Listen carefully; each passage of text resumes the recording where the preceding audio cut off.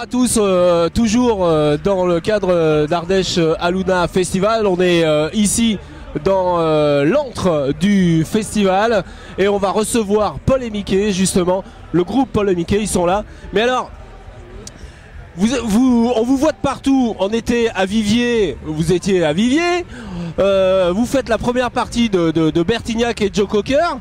Qu'est-ce qui s'est passé, Paul et Mickey?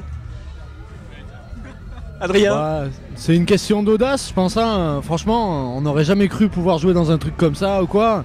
Je suis allé voir le mec par hasard qui s'occupe de la programmation et je lui ai demandé, je lui ai filé le CD, je lui ai parlé de tout ça et tout. Et on a eu une chance de fou, beaucoup de chance.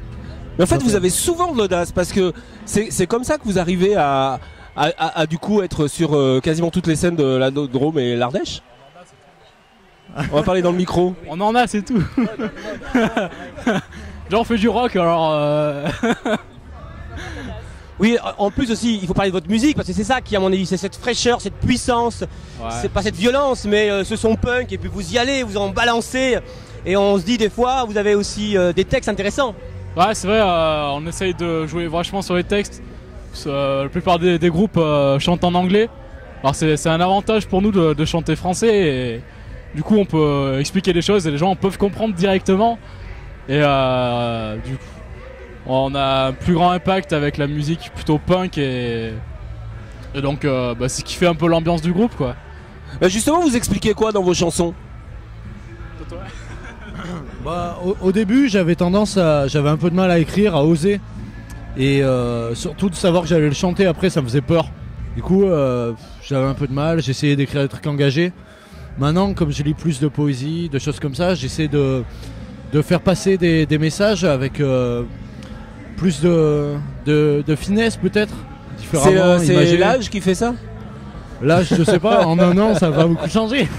Non, oui, c'est vrai qu'on parle beaucoup des textes révoltés, un peu désabusés aussi, mais il y a des messages d'amour qui sont pas directement dits. Hein, il y a une chanson que je pense où Sans toi, où on sent vraiment qu'il y a... C'est subliminal peut-être. Non mais ouais, j'ai voulu essayer d'écrire des choses plus joyeuses comme ça. On m'a dit que c'était souvent, même les poésies, on me dit que c'est souvent sombre, que les images sont assez... Et du coup j'ai plusieurs fois essayé d'écrire des choses comme ça, mais je crois que ça m'a réussi pas.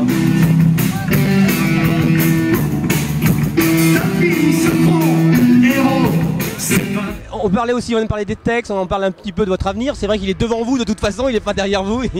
Mais on peut parler aussi de la musique, de l'instrument avec ces riffs de guitare électrique impressionnants, ces batteries qui partent de partout. C'est vrai qu'il y a une puissance également, une force. Est-ce qu'on peut en parler de la partie, on va dire, instrumentale? Je pense que Thomas et moi, on a fait moi la batterie. On a tendance à en foutre un peu partout voilà, quand même. On joue vachement agressif.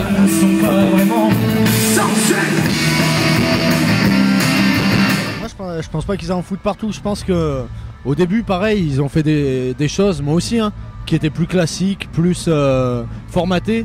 Maintenant on se lâche plus. Baptiste il se fait plaisir, il fait péter les tomes, il fait des super solos. Thomas il nous fait voler, il crée des constellations quand il joue lui. Ouais, non mais... Et puis on fait plus attention. Moi j'essaie de faire plus attention à la basse, de pas la délaisser malgré le chant et tout. Je pense qu'on se fait plus plaisir maintenant à ce niveau. Après...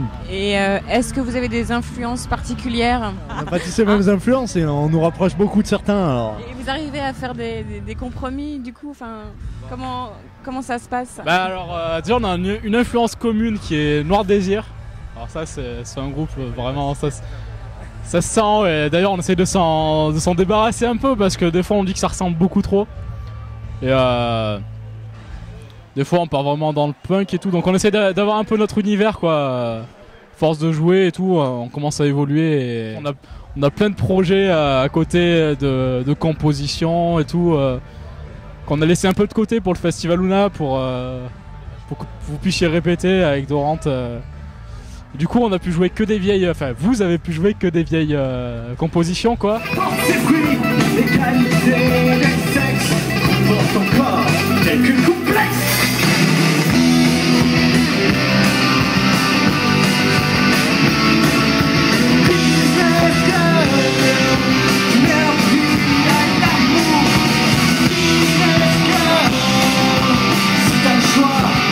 Et Combien de temps vous passez en répétition? On essaye de répéter au moins une après-midi ou une soirée par semaine, quoi. Après, on est plus ou moins productif. Il y a des jours où ça part totalement en live, est là. mais bon, c'est comme ça, quoi. Très bien, on a été ravis de vous accueillir. C'est vraiment un plaisir. C'est presque des potes. Bah oui, je crois qu'on se voit souvent, hein. On va continuer à se voir sur d'autres scènes, donc de Drôme, Ardèche.